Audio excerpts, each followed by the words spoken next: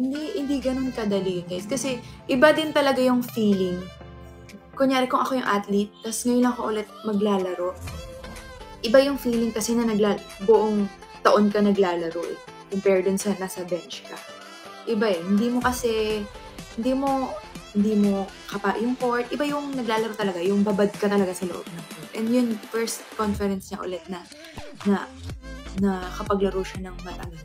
And buong season pa, diba? Eh kasi nung 2019, medyo palitan pa sila ni Ate Gia kung nawala si Ate Gia. Pero ito yung talagang babad na babad siya. Grabe. Parang, yun nga, parang iniisip ko na lang na. And syempre, yun nga, mag-a-adjust din yung spiker sa kanya kasi iba din yung set niya kay Ate Gia.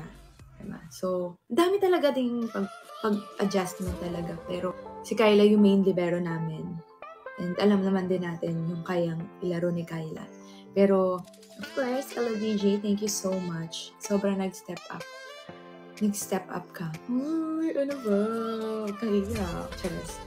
Hindi lang yun dahil sa dami nang nangyari sa kanya. Mas maganda yung nilaro niya. Siyempre, diba? Nakahag kasi sa kanya si Tito. Nakagano, no? Nagdidigdan si Tito sa likod niya. Para lagi may may sleep, tsaka may beads. Tsaka, guys, kung naglaro ka sa Creamline, ano ba? Grabe yung pressure. Parang kala nyo, paka-perfect namin.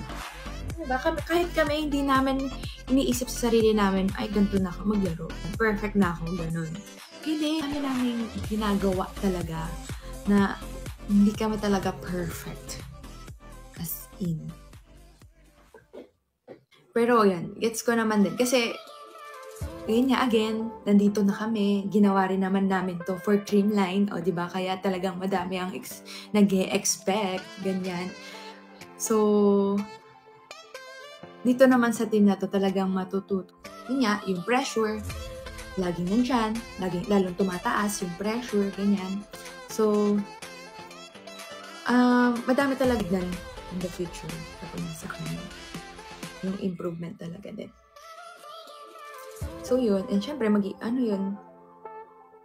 Di ba, hindi naman magbabago si Coach ng sistema din talaga.